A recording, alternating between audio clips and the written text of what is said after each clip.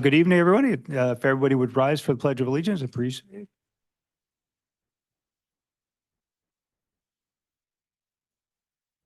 I pledge Allegiance to the flag of the United States of America and to the republic for which it stands, one nation, under God, indivisible, with liberty and justice for all.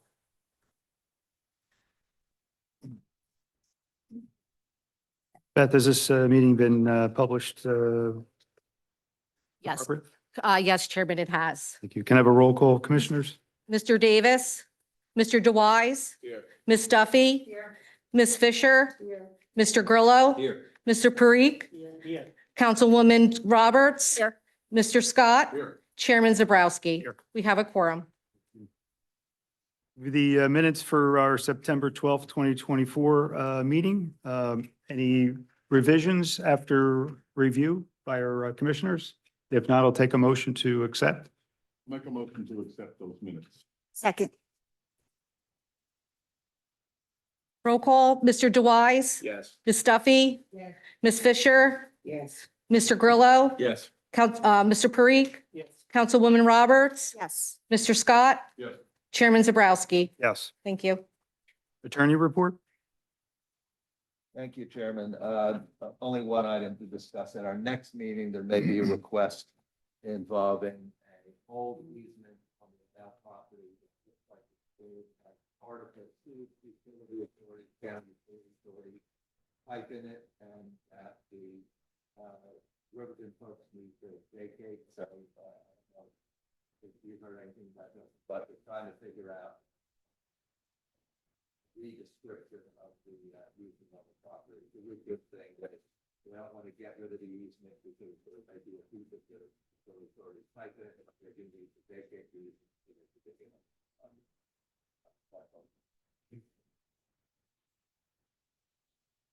Engineers report, Justin? Thank you, Mr. Chairman. Work continues at the Riverton site, and today I brought a photo to show everyone the latest construction that was done this month. Thought that everyone would enjoy seeing it.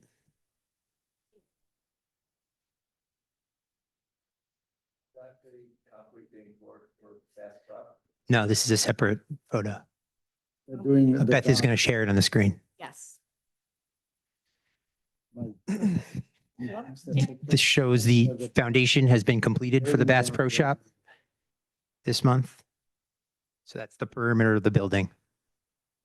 So, and then that sign is expected to come down at some point this month. They received their permit and progress otherwise. That's all for engineering. Thank you, Justin. Any questions for our engineer? Executive Director's report? Thank you, Chairman. Good evening, Commissioner. Executive Director's report for October 10th. I just want to alert, we had a couple of sickness and surgery went on this month. So I believe Rena, our planner, is on a Zoom call. She's recovering, and Zach is out sick with the, fever. Item number 1, SAM's registration for FTA grant. The registration process for SAM's system has been successfully completed. We are now processing through the required checklist to finalize and submit the necessary documentation for the FTA grant application. We had email communication with the state about it, and they indicated that they'll be getting back to me shortly. Item number 2, SERA-NJ.gov website. Approval has been granted for domain SERA-NJ.gov. Development of the new website will commence shortly alongside continuous effort to establish SERA's presence across various social media platforms, including Facebook, Instagram, and LinkedIn. Item number 3, Sunshine Biscuit property redevelopment. Hanover Company has a preliminary plan to redevelop the existing building on Sunshine Biscuit property into 2 state-of-the-art high-end warehouses. A presentation outlining the project will be delivered later in today's meeting. Item number 4, downtown study. Caesar from Claro Ventures has continued his analysis of downtown area and will present his final recommendation during this meeting. Item number 5, Riverton project update. You saw a nice picture reported by Justin, and I distributed some pictures that I took yesterday about the dock construction going on. So I think it's a real good progress. Zach and I conducted an on-site inspection of Bass Pro construction at the Riverton site. Construction has officially begun with the rebar in place and the foundation being poured. Activity on site is robust, and barring any unforeseen delays, the building frame should be completed within next 6 to 7 months. A press release will be prepared as the project advances further, coinciding with the launch of SERA website to help drive traffic to the both website and social media channel. Item number 6, shopping center, Crossman Road site. SERA recently met with the new owner of the shopping center site on Crossman Road to discuss possibility of designating the site as an area need of redevelopment. They have expressed interest in redevelopment of the site. As Commissioner, you know, we have been discussing about number of different area that we need to incorporate it into our, as a redevelopment area. And there's a resolution in place on this agenda to recommend, mayor and council to have planning board conduct the study. Item number 7, SERA Borough Share Service Agreement for Legal Counsel Financial Agreement. To streamline the redevelopment agreement and pilot process, SERA and the borough will utilize a share service agreement to retain the same legal counsel for both redevelopment agreement negotiation and the financial agreement negotiation. The financial agreement will still require borough council action for approval, and town administration, as well as mayor will be completely involved in the process. There's a resolution on the agenda to effectuate that change. That concludes my report, Chairman. Thank you, Manshu. Any questions or comments for our executive? Regarding the website, who's going to be to build the website? Well, we are looking into that, work with the borough's website host. Use the same thing. Recently, in conversation with the business administrator, he indicated that they are considering moving to a new provider. So we're gonna try to coincide, you know, once they make change, we'll be using the same vendor to host our website. Who's going to put the whole thing together? Well, Who's gonna design it? it's gonna be combination. We haven't finalized that, but you know, a lot of content will be provided by us or our activity of the meetings and other information. And then we'll see if we need additional marketing support or somebody else to help us, professional support for the website Maintain it on on a regular basis.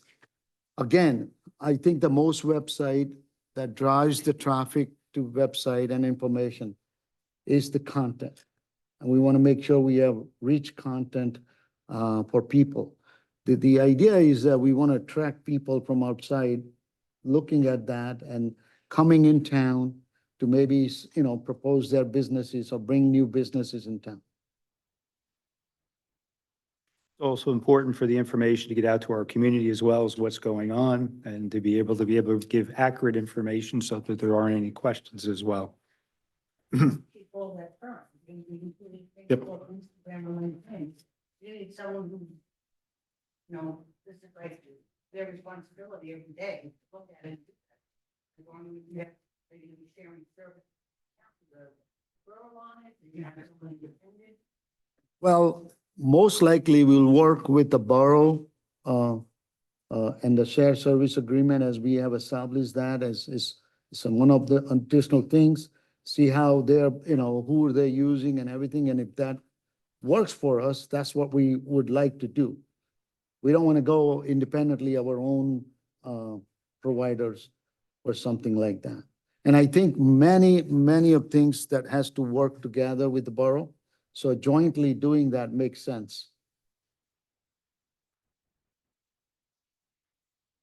Any other questions or comments for our executive director?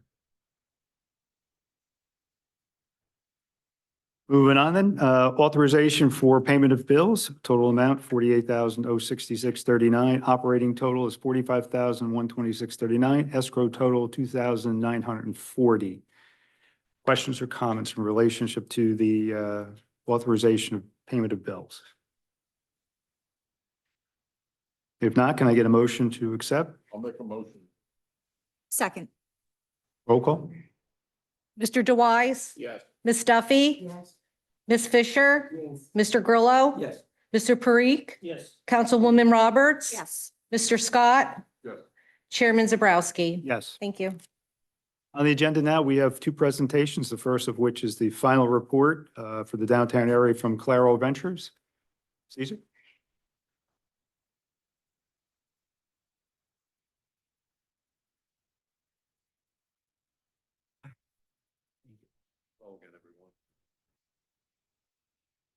Yep, that should be on. Can you make sure that's on?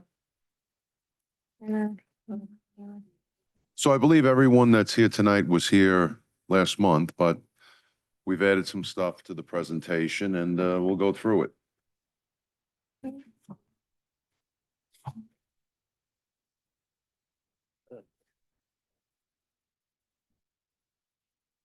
Let me know when it's up. While she's pulling it up, I think the best analogy I can give you is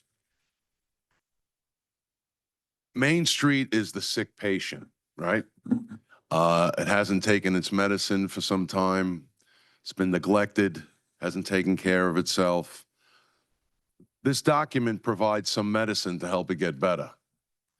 There's nothing in this document that can hurt Main Street. It can only help it. SERA, in a sense, is like its doctor and its healthcare providers. And it's up to you to figure out whether or not you want to give them how much medicine you want to give them and how much you want to take care of it. But lastly, I guess there's a caretaker involved, and that's the elected officials and the decision makers and the government agencies that will, I guess, tell you how much of the medicine they're going to allow you to give the patient. So let's get to it. So again, it was the study involved taking an inventory of all the uses, speaking to key stakeholders, taking an inventory of the existing streetscape, proposing additions and changes, and proposing some economic development recommendations. Next page. What's in the study is the general observations, an inventory, current uses, survey results, proposed events, recommendations, next steps, and then the addendums. As I said last month, some general observations. There is no gravitation to Main Street. There is a perception of speeding among the residents and the businesses. There's a bit of a zoning hodgepodge. Merchants do have a fear of crime, and they did speak to us about instances that have happened in the last year. Almost no foot traffic for the merchants. 65% of the properties are residential, which causes obviously an obstacle in terms of economic development and redevelopment. Only 3 of the properties are standalone retail. As you know, a lack of parking, many empty tree pits, and some old infrastructure. Dirty streets, lack of merchant communication, no retail or commercial from Borough Hall to MacArthur. But the good news is there is large swaths of vacant land for events. There's a significant residential community nearby. There's opportunities for development through creative thinking, some easy short-term quick fixes to get momentum going, less vacancy than you think, and the centerpiece is a religious institution.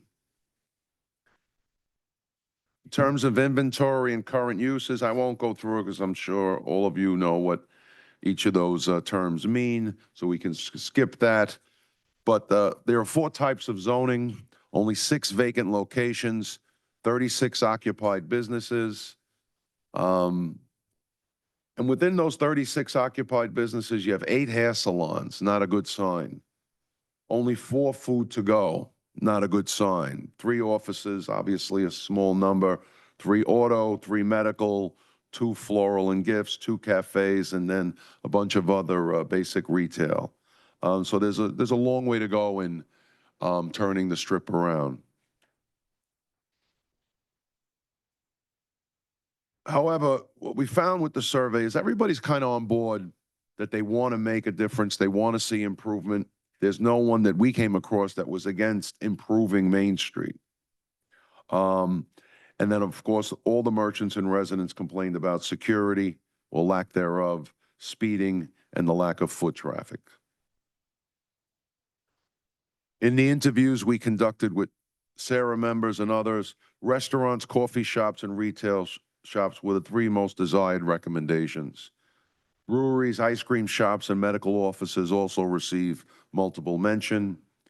Improved parking, better infrastructure, and safety security were listed as the 3 top priorities. When asked to rank them, least to most to least important, transportation, beautification, and safety and security ranked in the top 3. Advocacy and marketing branding were the least recommended priorities. Again, the next page kind of gives you a summary of what I just said and the order of the priorities. In terms of the proposed events, there are 4 locations that can be used for outdoor event space, which, you know, is a staple in all successful commercial strips. So you have the large sidewalk space outside Flagstar's parking lot, the church parking lot, and the large lot across the street from the church. So if anyone in town had wanted to take on an event from under 100 people to several hundred, those are really the 4 locations on Main Street that you would utilize. All right, so on the recommendations, and again, these are the short-term proposals that, as we discussed last month, you could start implementing tomorrow and be done in 3 months. The empty tree pits, the raised utility covers, the lack of welcome signs at both ends of Main Street, no trash receptacles, and some speed limit enforcement, which has begun because there's a radar sign outside that wasn't here the first time I came to Main Street. Then I provide you some photos on broken sidewalks, overgrown grass areas, the raised utilities. The long-term recommendations, the enhanced crosswalks, which probably haven't been repainted in a while, should be redesigned from Washington to Borough Hall. Repainting them, flashing slow down stop signs, reflection devices, anything to get the vehicles from speeding on Main Street. Quarterly events and promotions should be activated in the towns. Should set aside some short-term customer parking spots near merchant locations, and consider hiring an urban planning firm that specializes in expanding parking on Main Streets. A lot of the successful Main Streets in New Jersey utilize these firms all the time. Free, family-friendly, inviting entertainment options should also be offered at those locations. Somewhere down the line, replace the old wooden street poles with modern street light poles that you can hang promotional banners from. And again, installing additional visual improvements to slow drivers down. You know, there's this, you're going to see a lot of mention about speeding throughout the document, but that's what we heard when we were out there. So that's why you'll see it multiple times. There's the there are the crosswalks that could use some enhancing. And then some 2 options in terms of being different. Actually, there'll be 4.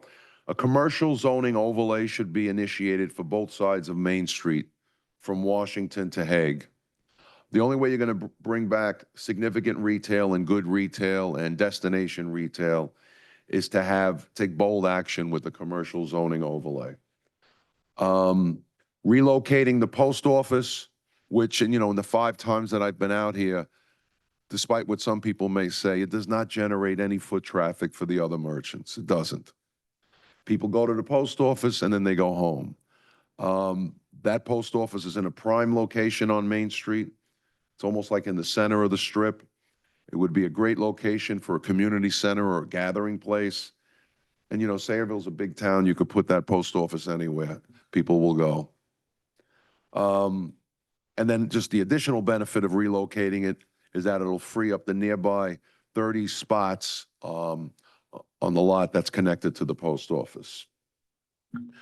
Again, in terms of being different, do something that most New Jersey downtowns don't do, offer cash incentives and other benefits to attract targeted businesses. You've heard from the stakeholders and the people in the town what they think Main Street needs. You know, create a fund to specifically target those types of businesses. And then lastly, consider purchasing assemblages of properties and redeveloping them to draw targeted businesses and other developments. Next few pages kind of gives you an idea of what a lot of the towns in both New Jersey and New York are using now for flower pots and benches and trash receptacles and planters. And a lot of the successful towns, the towns that are really doing well, are all into public art right now. And it really is, you want to talk about drawing foot traffic, people come from all over to take Instagram photos with a lot of this art. So keep that in mind. And you'll be surprised how easy it is to get artists to display their work, especially if they're getting free publicity. That's just a map of the open spaces for events. And then finally, just the next steps. I believe SERA should oversee and implement all the short-term improvements. Again, stuff that working with the local agencies, you can get done immediately. You should consider creating a downtown visioning committee to implement the long-term improvements and the out-of-the-box, be different concepts. Please share this report with merchants. Hold regular meetings with developers to discuss redevelopment options and incentives. And then only begin the marketing and branding campaign once the short-term tasks are completed and the long-term tasks have been initiated. No sense wasting marketing money right now.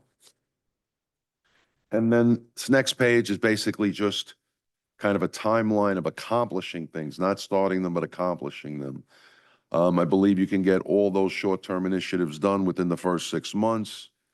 The next long-term phase one tasks like the crosswalks, the improved marketing, and the merchant mixers within a year, and then so on going up to the, you know, I know government can work slow sometimes, so I put the 3-year marker on the post office and purchasing other properties. And then the attachments, which I believe are in your study. First attachment is all the uses in the block and lots that were surveyed. And then second attachment are the 42 individual recommendations for tree pits, overgrown weeds, benches, trash receptacles, speeding issues, and other things. That's it. Any questions? Open up to commissioners for questions or comments to Caesar. I agree with most of this. It's kind of common sense if you walk down our main street. It's on, and just move closer. The 2-year plan, though, I think this is where my knowledge of some of this is lacking. I need to learn more about the commercial zoning overlay, what that means and how to accomplish something like that. And what kind of incentives have typically been offered to target businesses. I don't know where to even begin with that. So I would need a lot more information on those topics. Well, I guess Vina's not here tonight, right? Is he on the call? Is she? Hold on. This is what Yeah. I'm sure on the Zoom. Vina could speak to us better than I can. Right. But But I will say that, Can you hear me? Yes. let her go. Yes. Yes. Go ahead, Okay. Venya. Yeah, so I think this is the first step. After this study has been done, I think a closer look needs to be taken at, what zoning incentives. For example, just to give you an example off the top of my head, many of the downtown rehabilitation or redevelopment projects involve creating like shared parking so that um, because in traditional zoning every use is required to have x amount of parking spaces, right? But if you have two uses that have different peak times, suppose a bagel store next to a restaurant use, or a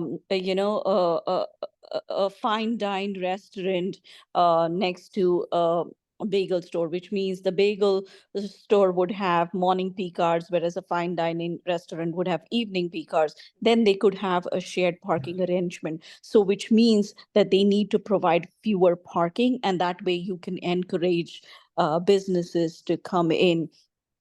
Giving out no parking requirements on outdoor dining spaces could be one of them. So there are various strategies we just need to work out. We also need to look at some redevelopment sites within the study area where we could do mixed use so that there is more residential added to this corridor so that they feed on to the commercial and there's more business out of it. So I think this is a first step. After this, we would come up with some policy decisions and then start writing ordinances to enable. But I think an overlay that is more liberal, even in terms of some other towns that I've worked in, most of our ordinances are based on the North American industrial standards, which are which are hyper specific.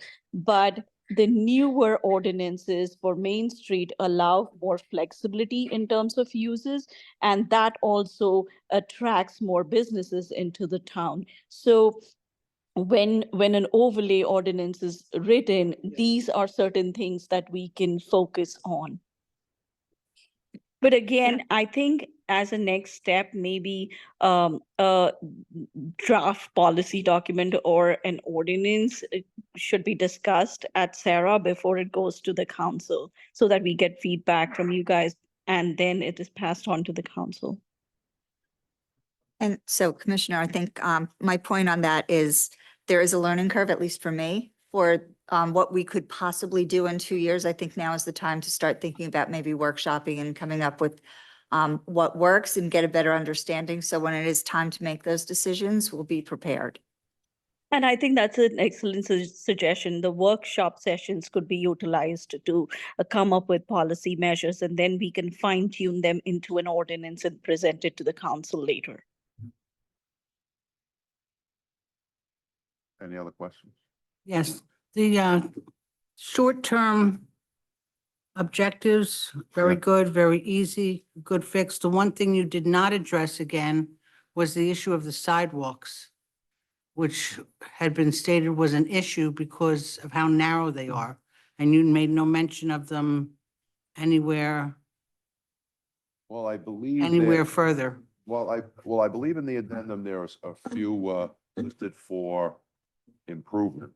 But I think we did talk about not doing a significant sidewalk improvement at this time until, it makes no sense in improving the sidewalk or fixing the sidewalk or changing the sidewalk until all these other things are taken care Well, of. not necessarily just fixing it, we're talking about the width. That's, Yeah. you really can't do anything about that, correct? I don't think there's anything you can do about the width of Okay. the sidewalks. The widths can be reviewed when there are newer redevelopment projects, but on the existing ones, I don't think much can be done. And as far as your speed limit enforcement, speed bumps, right? I was No? told that's an issue because it's a state road. Count. It's a county road. County road. Speed bumps are always a issue for debate for the mayor and council to make a decision on. everyone has kind of a personal reason.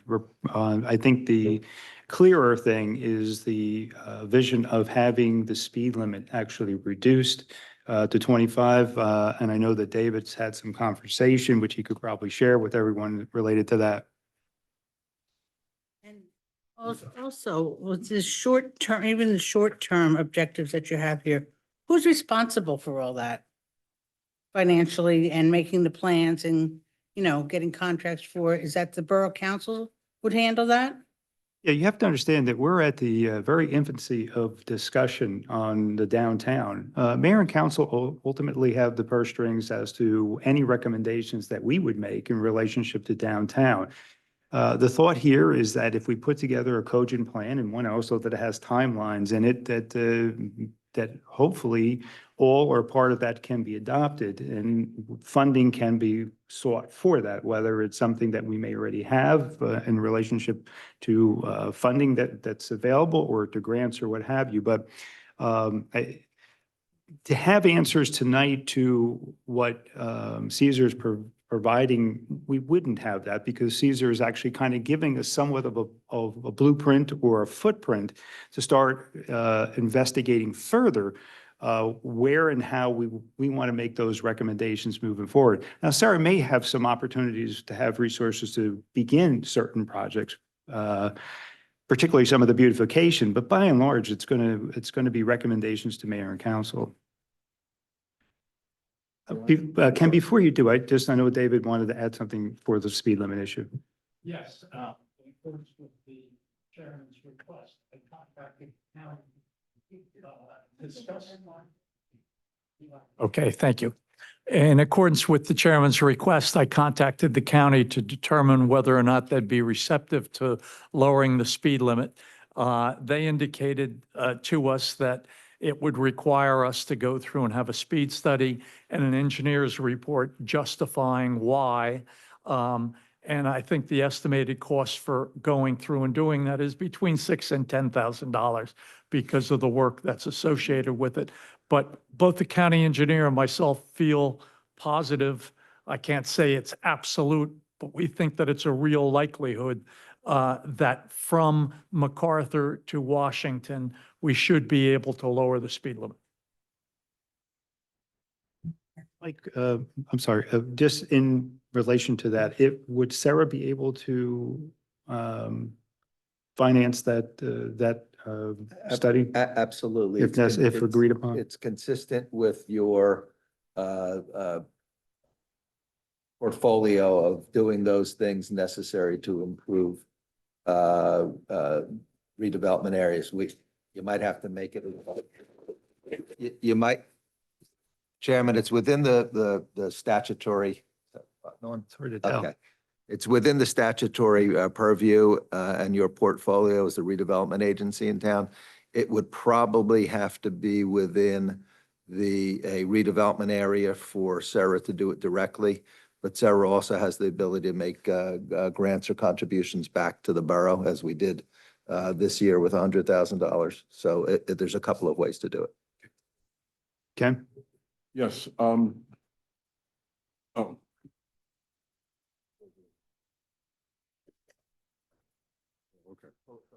Okay, thank you. In your other experience, well, thank you. Have you run across anything where you would offer, let's say we got a good anchor or something, if we can get a good anchor, other people may follow. Have you looked into on your other places, incentives for like a large facility? Well, I mean, in New York. Yeah. There are a lot of those deals that are Mhm. all the time. Mhm. Incentive, tax incentives. Yeah. Cash grants, capital grants. Mhm. So there's a precedent. Yeah. In New Jersey, I haven't worked on it. And I can add to that. In order for that, to offer those tax incentive, obviously, as we do with any redevelopment project, the step one would be that we have to have a study and declare the area that needs to, investigation and declare as such. And then Sarah can get involved in offering those tax incentive process and in attracting things. But I don't know, Mike, you can shed light. Since Borough is not a redevelopment agency directly, I don't think they can offer an incentive without us going through that process. In order to have tax incentives, you either need to be in a redevelopment area or be an affordable housing project.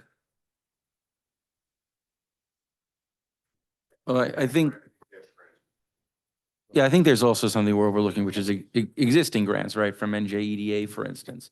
Not every project meets the criteria for the EDA, but there's 24 different financing mechanisms or grant mechanisms that the state offers.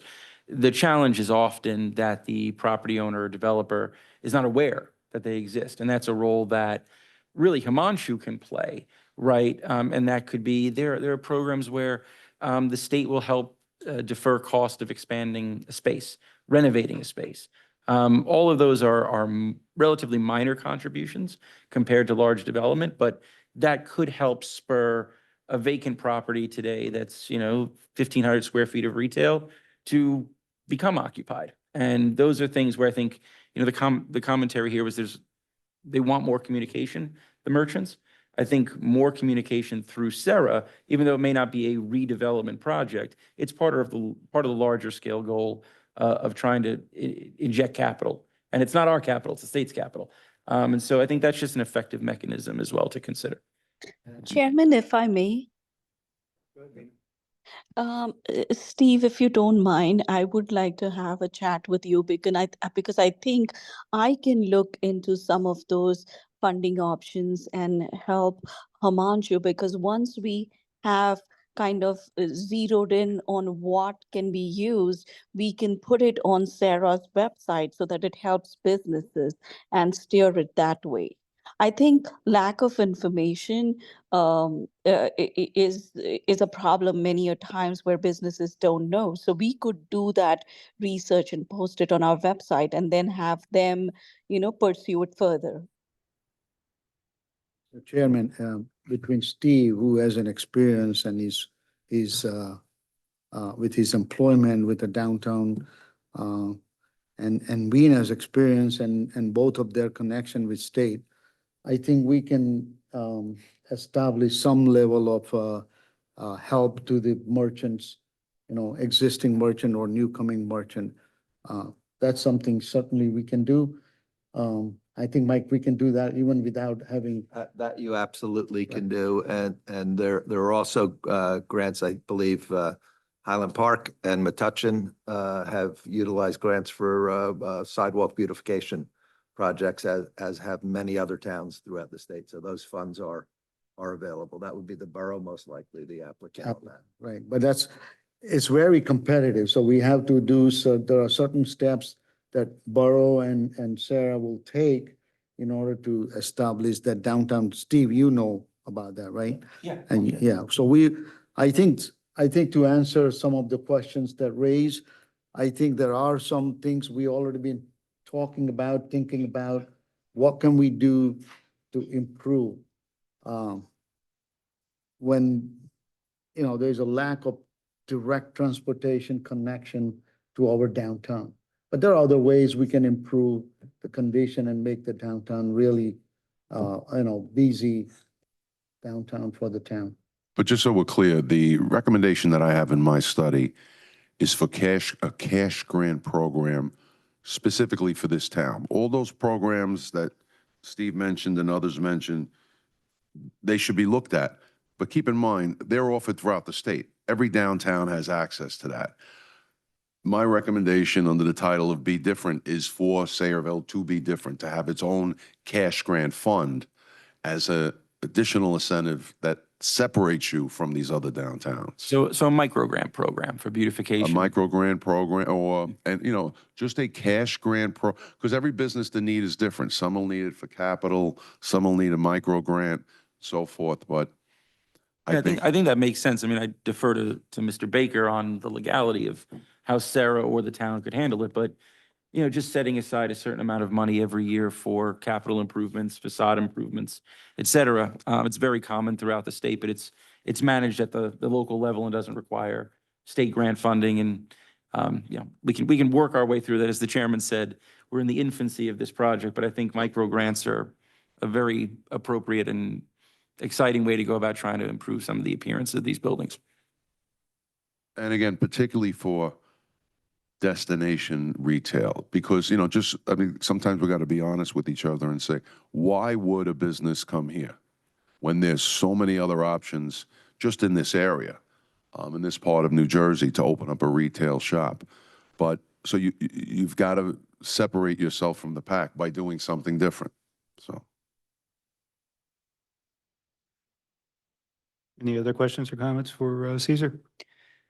Caesar, I just want to thank you for the opportunity for putting this together for us. Again, we're talking about a beginning of discussion. So we hope you can come back as we move forward and use you as kind of an information board as we continue on.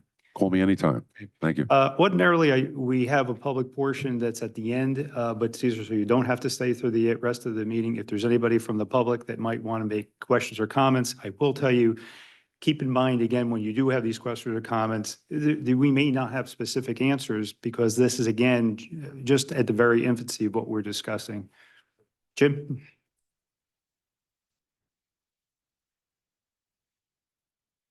Thank you, Mr. Chairman, Jim Robinson, Parlin. I have a question. How many merchants responded to the survey? I have seven. Seven merchants? Okay, all right. Didn't know, I thought it was a little interesting that crime was noted. Of course, as merchants, all the merchants had a fear of crime. I would ask the council members what they think about that. They're gonna, every single respondent said crime was the number one problem. But to the report itself, I thought it was interesting. There was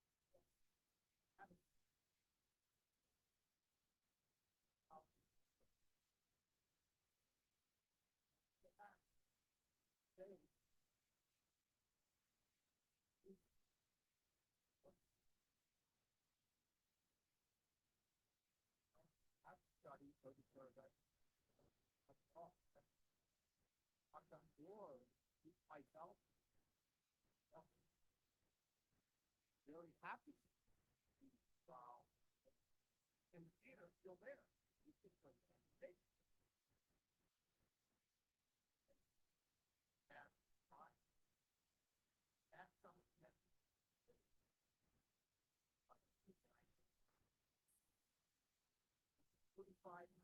Square foot building that's right next door. First town hall, fire department.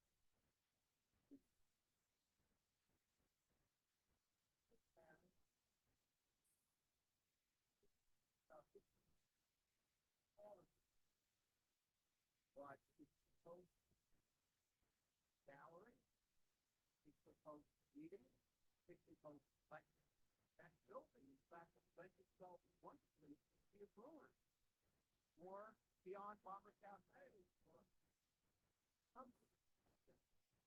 Last week, I was a building on Main Street about half the size of the Borough Hall, and they had retail and they went to the argument on the exactly what I'm talking about. So, set up. There was an exhibit of tapestry. So,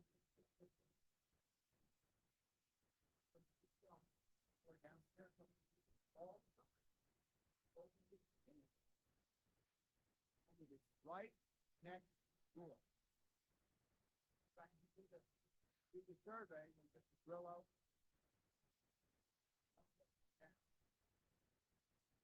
I passed it 2 times, that's 1.5. 1.5.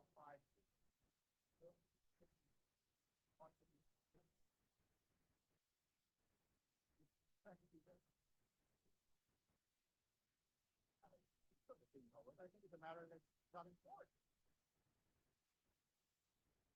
Problem. So I think we will consider those 2 buildings that have been left out of this very important report, those 2 buildings that are gathering places. That are exactly what this report says the town needs. They're right there, and one that we own. One that we already own. We talk about funding, well, there's something good about that, but people don't know that, you know, this is money for upgrade. Very good. A lot of money. And this is those historic conservation grants, talk about here tonight, to be available, right? Yeah, those buildings, we looked at,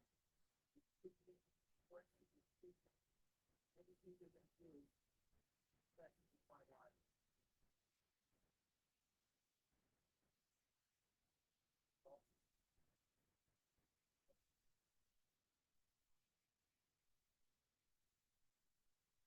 Anybody else from the public? Come on, Bob.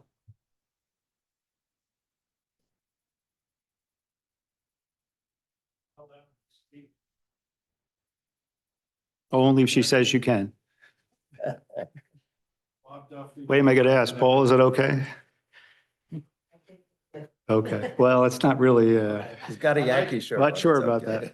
I like the expert analogy that he's a doctor. Well, I'm your second opinion. Patient died. Okay. If you look, his presentation with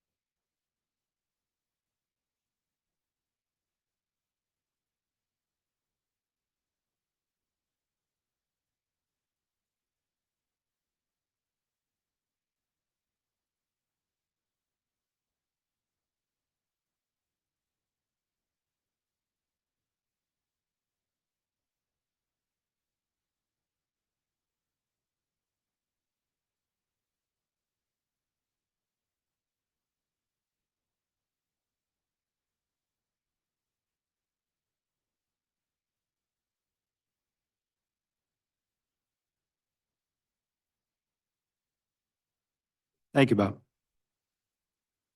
Anybody else from the public? All right, so I'm going to close public portion for that. We do have a second presentation coming up. That's from Hanover Company.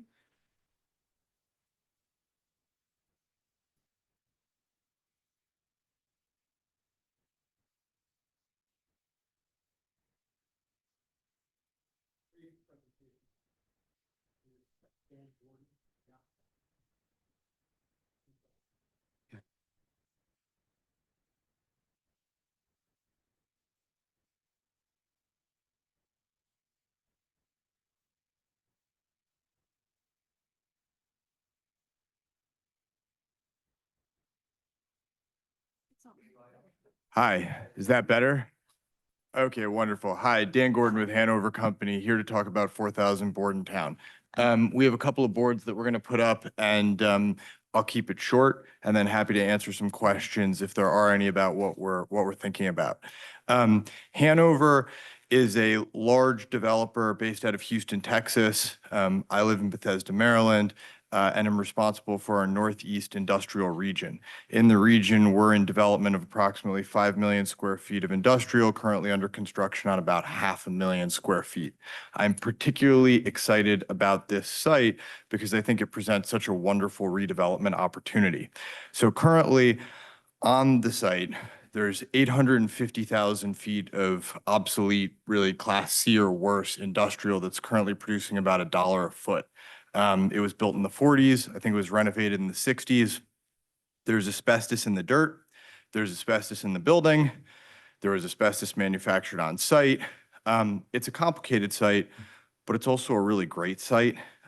Currently, there's also an approval for an additional 235,000 feet of new industrial. So figure you've got 1.1 million square feet between the existing and the approval. What we'd like to do instead is take down the building in place, which it doesn't have the right clear heights. This building is beyond old, right? And it hasn't been incredibly well cared for. Time, different users, different expansions. If you look at it, it's not a consistent height from the outside. So we'd like to put up 2 new Class A buildings. It'll produce a lot more in the way of rent and therefore, of course, in taxes and benefits to the municipality. And just given the nature of the building, we think it's prime for redevelopment. I would also just note briefly that with our plan, instead of 850,000 feet of older building and 235,000 feet of newer building, we'd actually end up with just 700,000 feet. But that 700,000 feet would be incredibly efficient. It would meet the market, most likely 40-foot clear. So let me stop there. I'm happy to answer questions both about Hanover or the project. We have some pictures both of what we plan to do, but also of the existing building. And we could talk a little bit more about some of the problems with the site, if that's helpful. Commissioner, just want to alert you that you did adopt a resolution last meeting and sent to council to conduct the redevelopment, the study that is necessary. So once the study, if the planning board does approve and the council does approve, at that point, we can undertake, further with the Hanover Company, including designating as a conditional redevelopers. At this point, the idea was to give you an idea of what they're proposing and existing building condition, so. I have a question, Mr. Chairman. Do you mind? So could you just go over the numbers again? So what is total under roof today? Is that the 1.1 million? Under roof today is about 850 to 870,000 square feet. I've seen different numbers. I don't honestly know exactly, but it's in that neighborhood. And then 235,000 feet, my understanding is fully approved on the empty portion of the site. Okay, and then what is the actual used square footage by tenants today of that 800 and change? I think it's largely occupied at exceptionally low rents that I haven't actually seen before. So it's close to free space. So it's not entirely surprising that there are things in it, but I mean, it's low volume use. There's very limited truck access, loading, unloading, et cetera. Have you had any discussions internally about retaining those tenants or at least attempting to retain them? Obviously, your square footage ask is going to be higher than evidently near zero, is what you're telling me. But, certainly we just want to make sure that the tenant, that there at least is vitality in that space. So you don't have to give me a yes or no whether you're going to do it or not, but at least I think you guys should have some conversations about the feasibility of retaining at least some percentage, if possible, of those tenants. Sure, it's a mixture of uses. And look, the goal isn't really to displace tenants or anything like that. I mean, we want to work with the current ownership, the tenants in place, the community, the redevelopment agency. Realistically speaking, I mean, there's like an auto body shop in there. There's a group that is the majority of the warehouse that, again, is storing goods basically for free.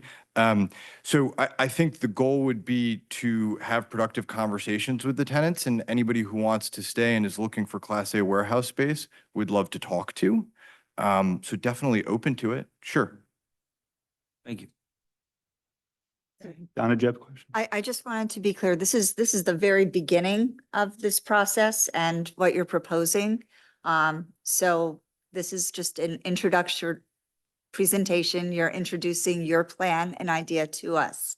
And then we will take the additional steps. So plans like this can take years to get through. Is that true? Yeah, keep in mind that the planning board has just received our resolution and they're going to do, and their planner is going to do a plan. So it is, you're right, this is just the beginning. And this is a very informal discussion so that the developer can give us an idea of what they're proposing. Right. And we do have to go through planning and through council and all. So I just want to thank you for giving us the introduction to what your vision is today so that we can start working together. Thank you for having us. I have a question. Good, Paul. Your vision. I have no idea what it is. You're talking about the building. Yeah, but what is going in the building? I know Steve said something, but what's going in there? I could be wrong. I thought at the previous meeting they mentioned warehouses. Weren't warehouses mentioned? It's 2 warehouses.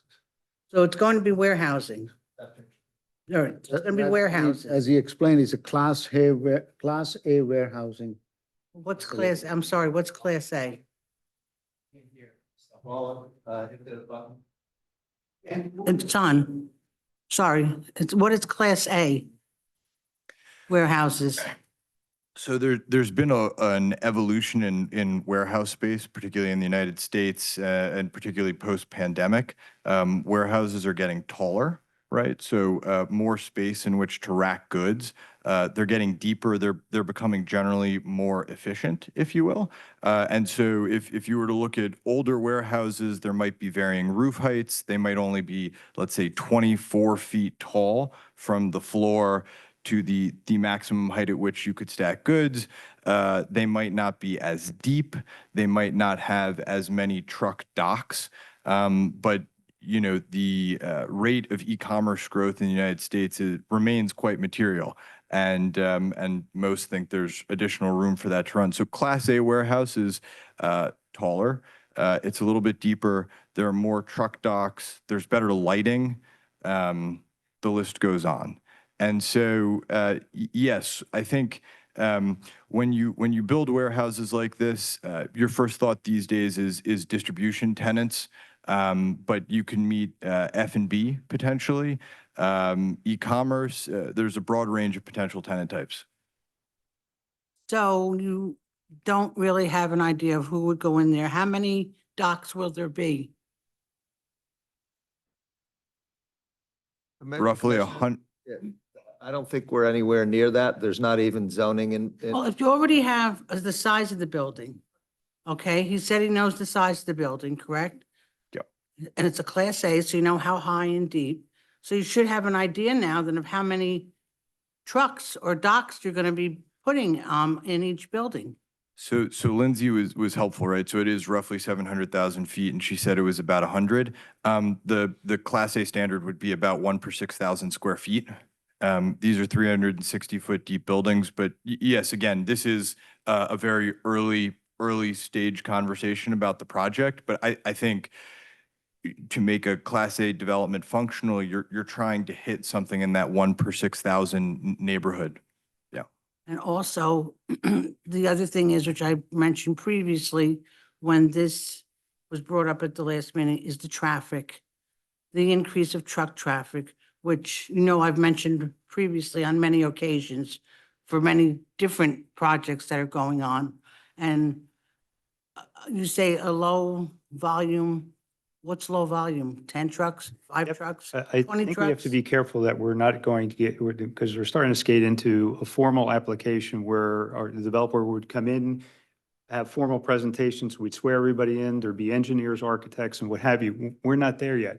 I think the developer came in really for the idea of kind of introducing himself or themselves to the concept of what they're looking to do there. I don't think at this stage of the game, even when it comes to bays and what have you, that may not be developed yet, but that will have to be answered as we move forward, and there are formal plans and actually a formal presentation. So not to cut you off, but I know you wouldn't be prepared for that this evening, and I really wouldn't expect you to be. The other thing, Chairman, is that we got to remember what he said earlier. He's already approved for 1.1 million. So it's not like this reduced building will add more traffic than what is currently approved. So if nothing else, if it doesn't reduce the traffic, it shouldn't increase the traffic. I think what I definitely do feel comfortable saying today is it's not like we're going from a site with nothing approved and nothing on it and just adding 700,000 feet of warehouse. There's an 850,000 foot warehouse there and another 235,000 feet approved. I am not prepared tonight. That's very much correct to get into detail on traffic counts and numbers, but definitely look forward to having that conversation in the future and completely understand, right? I mean, when we talk about building a warehouse, there's going to be traffic. There needs to be a discussion about traffic. There needs to be a partnership between the developer and the municipality. Yes, I think more so here to introduce us as a company. Also, just to make everybody familiar with the interior condition of the building. It's very much so obsolete, and hopefully we can all arrive at a place where it feels like common ground that redevelopment of the site makes sense.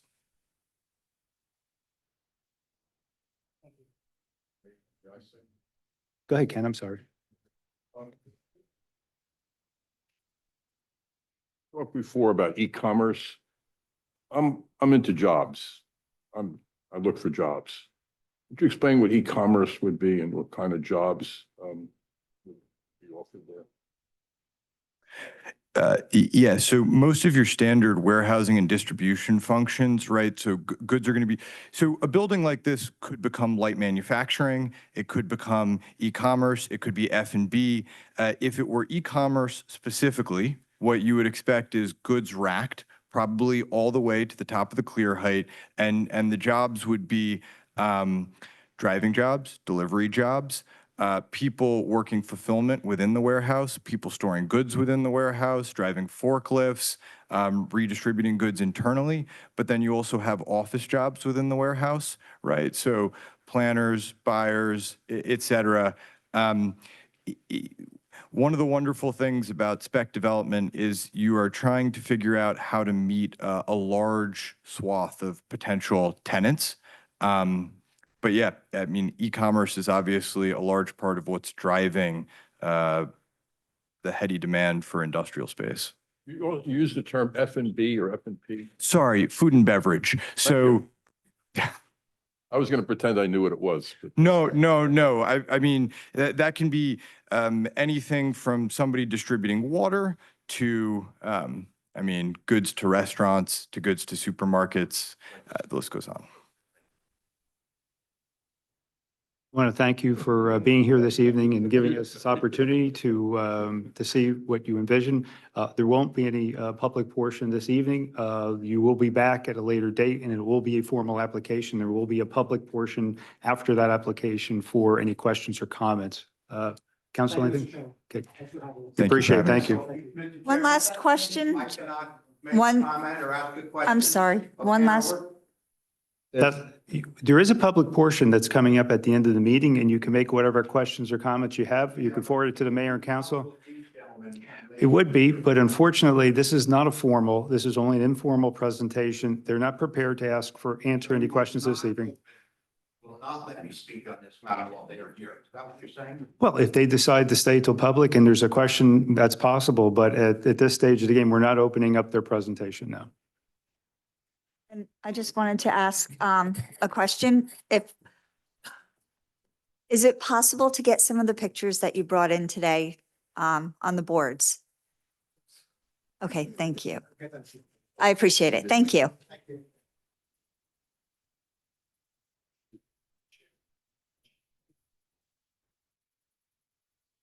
All right, we're going to move on to resolutions. We have several resolutions for this evening. The first on our agenda is 2024-1032, a resolution of the SERA requesting the Borough Council refer the Planning Board various properties within the borough for the study as areas in need of redevelopment.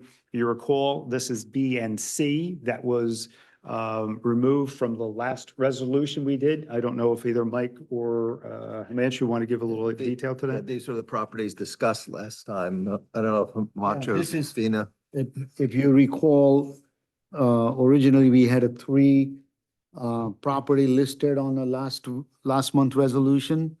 These are the balance of two. We only did the Sunshine Biscuit last meeting, and these are the balance of two. One is at the Main Street and Crossman, and the other one is at the corner of Route 9 and Unston Road area.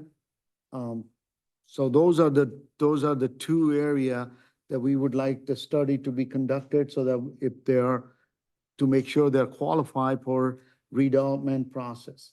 We have been approached by both, and in fact, we met the new strip mall owner last week, and they are here today. They will be speaking about it in a public portion later on. So that's this.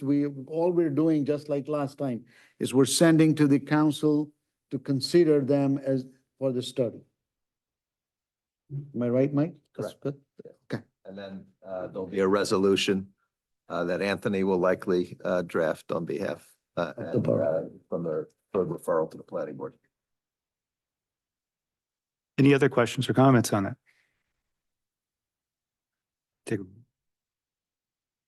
If not, roll call. We need a motion. I'm sorry, motion. No, just for 24-1032.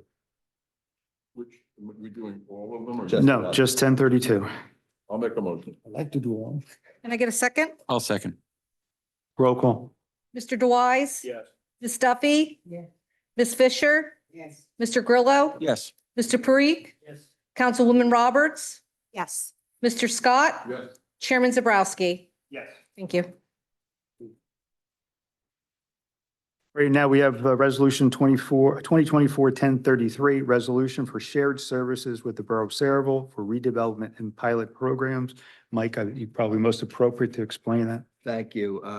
Over the course of the last year, I've been asked by the borough and by our executive director, chairman, to assist the borough in processing of the pilot applications and financial agreements. And so this resolution formalizes that, allows the agency to share in some of the administrative fees that are being paid under those, splitting the fees 50-50 with the borough. It's not huge. Sometimes it's $20,000 a year. We might get 10, but it'll help defray the cost of the agency.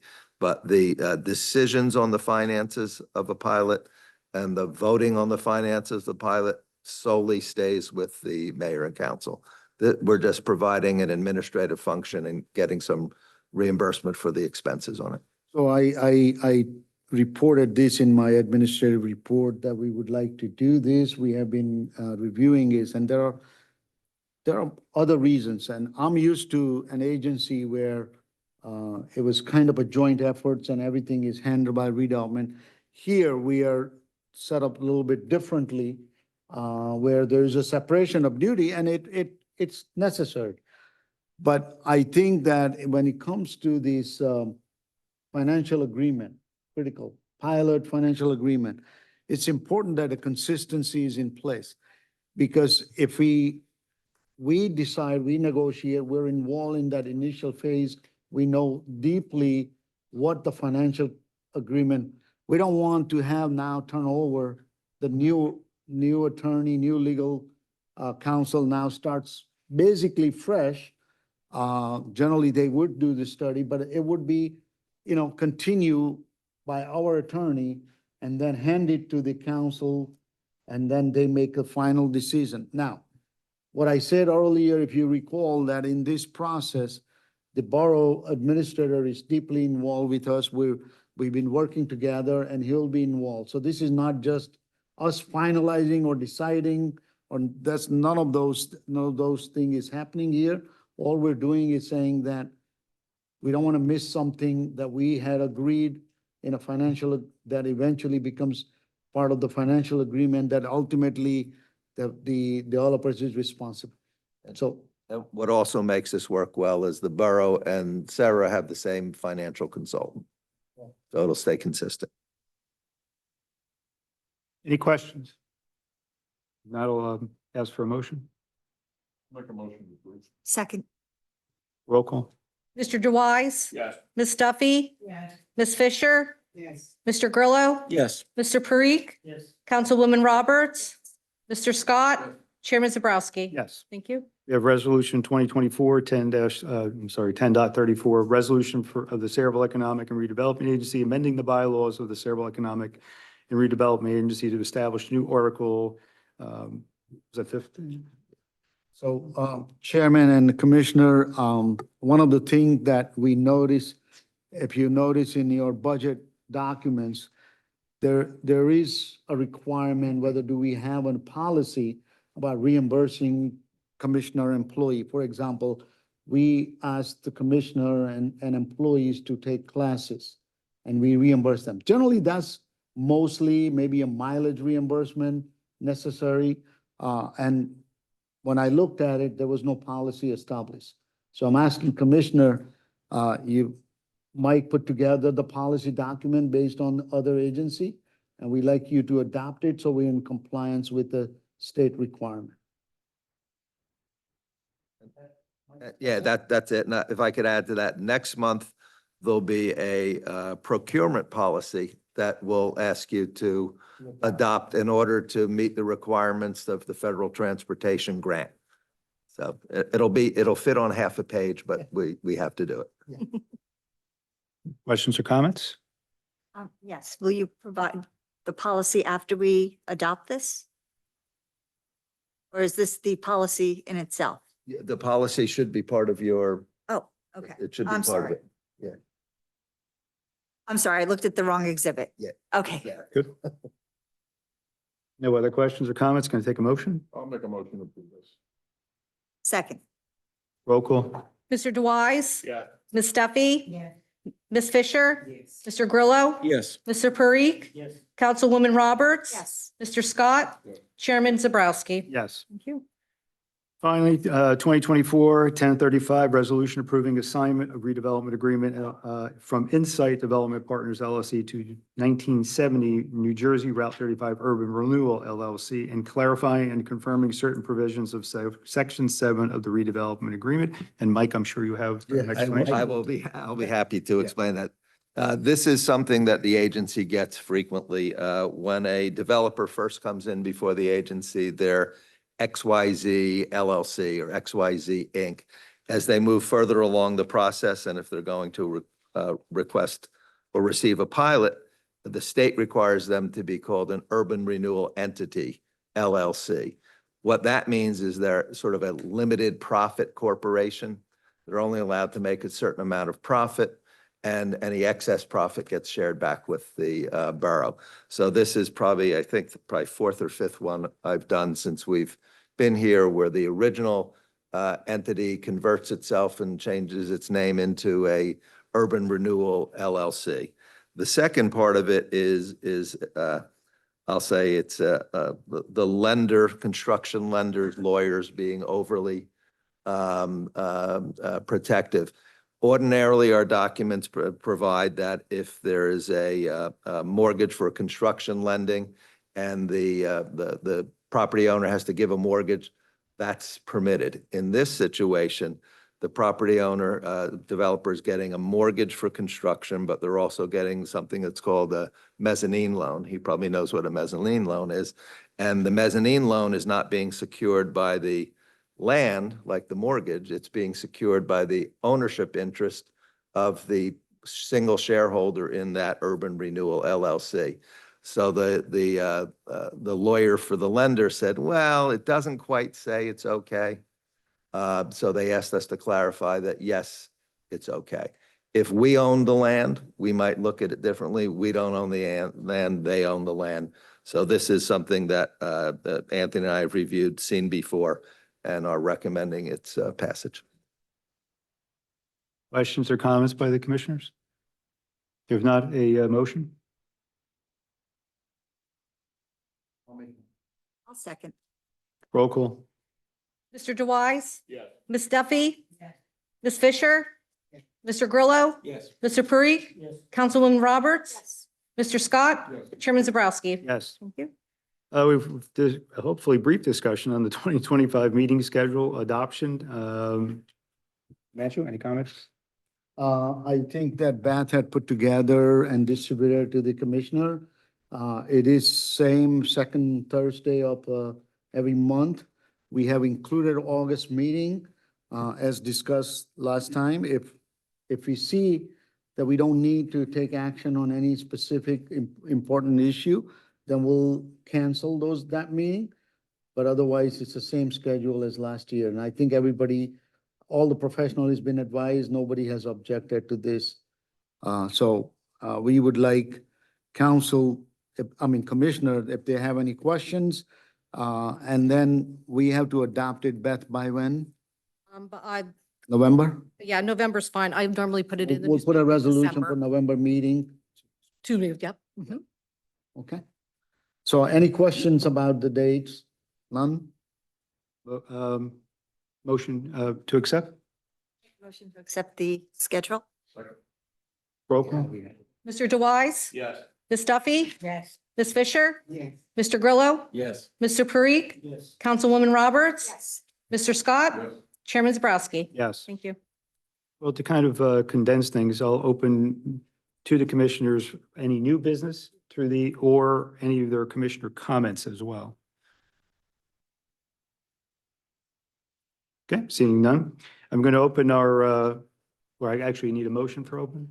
Yes, we need a motion to open. Get a motion to open for public comment? To the public?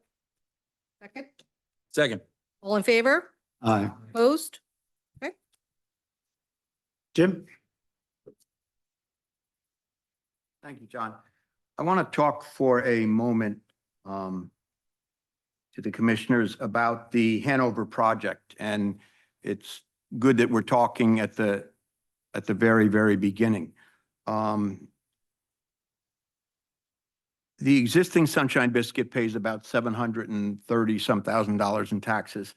And of that, about 400,000 goes to the Board of Education. That's on the existing building. It's not I don't know if tonight we were talking about 800,000 or 1.1 million, and that really isn't relevant to what I have to say, except that if they get a pilot, which they expect, that is 400 and some thousand at least, minus the land, of course, that the Board of Education will be losing in revenue. So they get about $400,000 less out of this deal. I'm not objecting to the deal or not even commenting on the deal. What I am suggesting is this, that there is a way to make this a win-win-win and maybe even a win-win-win-win situation for everybody, and it is this. We know that we are involved in a very costly, we're over $100,000 in legal fees, where the Board of Education is suing the borough of Saraville over a bus depot. The mayor doesn't want to get involved in that to make this suit go away, because apparently the superintendent wouldn't do a favor for a friend of his that wanted to use the building. But anyway, my thinking is this: if they are going to do what they are planning on doing, either the 800,000 square feet or the 1.1 million on that property, which now, I don't know if you've been down there, but every inch of that outside is occupied by tractor trailers. So there's a lot of parking space there. If they were to be able to accommodate a bus depot there, and Dr. Labby tells me he needs about 6,000 square feet. So if we're talking about an 800,000 square foot building, that's about 0.5% of the building. 6,000 square feet would be about 0.5% of an 800,000 square foot building. If we're talking about 1.1 million square feet, obviously it's a smaller percentage. That would make a problem for the town, an expensive problem for the town, go away. Now, you might say, why on earth would they do this? Well, a pilot is basically a favor to a developer.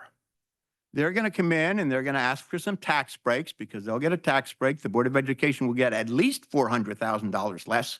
Maybe as part of the negotiations, you can negotiate that they will make space available, about 6,000 square feet inside, and enough room for the buses that they have outside.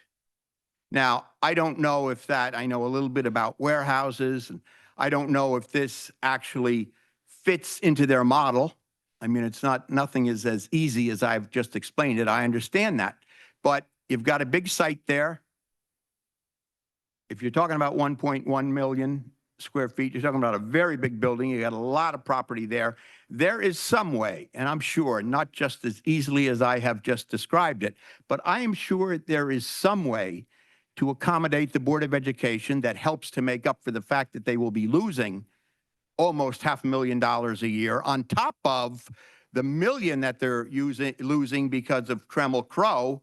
And I think if we were able to do this, especially now that we're at the beginning stages, that they are just talking about designing, that they have no firm plans, I think it is very possible for this to be done.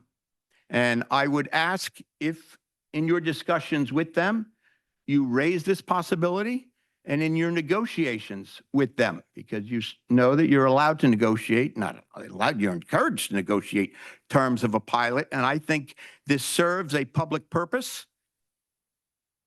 It makes a very costly suit go away, and it helps to some extent offset the fact that the Board of Education will be losing $400,000 at least if they get a pilot. Two other questions, and I would ask you to very seriously consider that. Two other things I'd like to mention. Mrs. Duffy brought up something, I couldn't hear everything, but about the website and things like that. It would be a lot easier if, when you posted the agenda, you posted some exhibits. The Borough Council does that. I mean, I wanted to see a copy of the Main Street redevelopment report. I sent a couple emails to Himanshu and didn't get a response. Maybe he was away or off or something. Finally, I had Oprah. I don't like to have to Oprah. And when I Oprah a lot.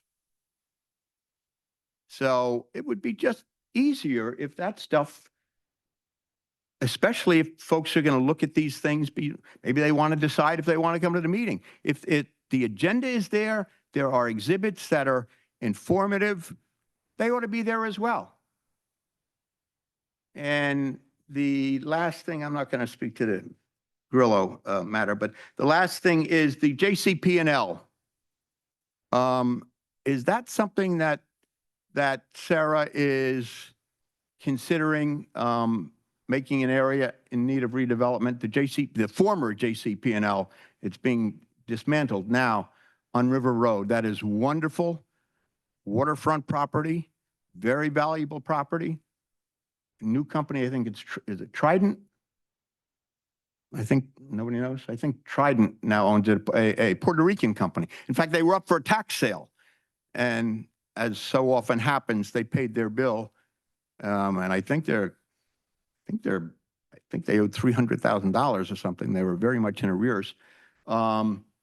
Is that something that the board has considered? Is anybody looking at that? Do we think that is valuable property that is in need of, certainly it's in need of redevelopment. It certainly meets the statutory criteria. And it's waterfront property. Is it that something anybody's considering? Mr. Robinson, I can tell you, Can you we've use, been looking to, I am in the, my mic is on. I know, can you move a little closer? Sure. Thank you. So we are evaluating basically entire town. As you can see, we have already selected 3 areas. There's going to be additional. Certainly JCP&L, that site, that area is in our consideration for future when, but there are other areas in town that we also considering. It will be coming forth, but yes. I know there's some other areas. That's why I'm suggesting this one. Because, This one is already in the consideration. yeah, okay, very good. I appreciate that. Thank you all. Have a great night. Thank you. Gentlemen?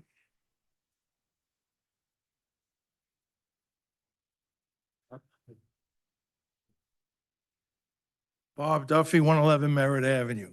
I just want to mention that, I don't know if everybody knows, there's only 2 roads out of Sayreville going west.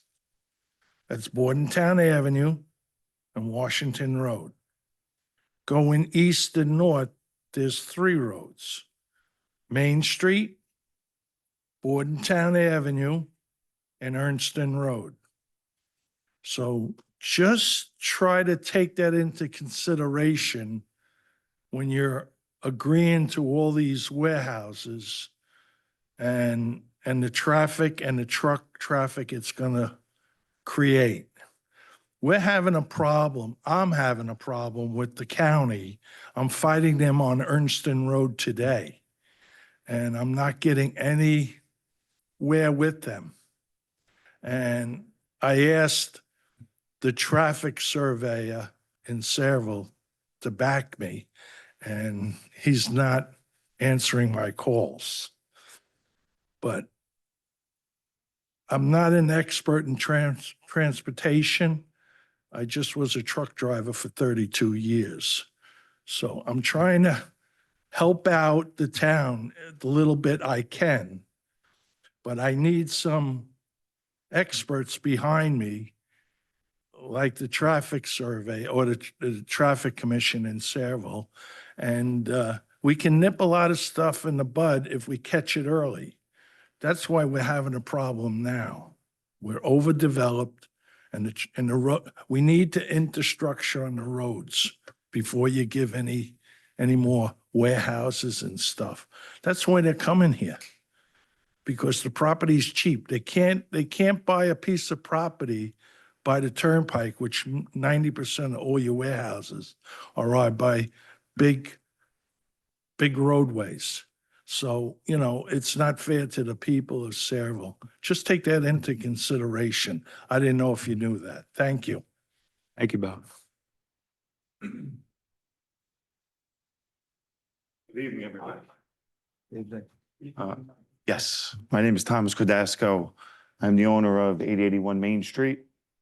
Last week I had the privilege to meet some of the commissioners, to speak about my property. I'm very interested in hearing some different ideas. I respect SERA, and look forward to hearing from you all in the future. Thank you. Thank you, and thank you for attending this evening as well. Appreciate it. Take a motion to close public portion. So moved. Second. Roll call. All in favor? There you go. Aye. Opposed? I think we do have one matter for executive session. Correct. Would you like me to read the resolution? Please. Resolution of Saraville Economic and Redevelopment Agency to go into executive session. Whereas Open Public Meeting Act enacted in 1975 permits public to body to exclude the public from meetings, portions thereof, where matters to be discussed are exempt from the requirements of the act.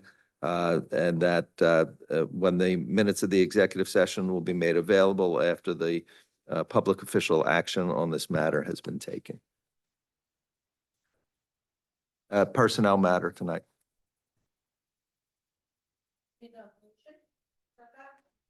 Make a motion to go into close. Second?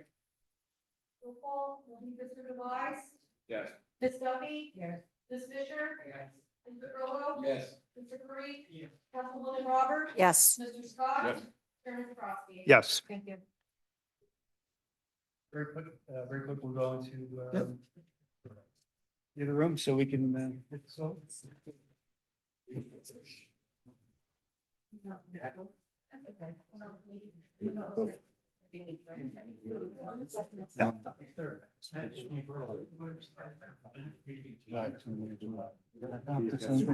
Yeah, he's gonna use this form to go on and on. Correct. I agree. We gotta get that.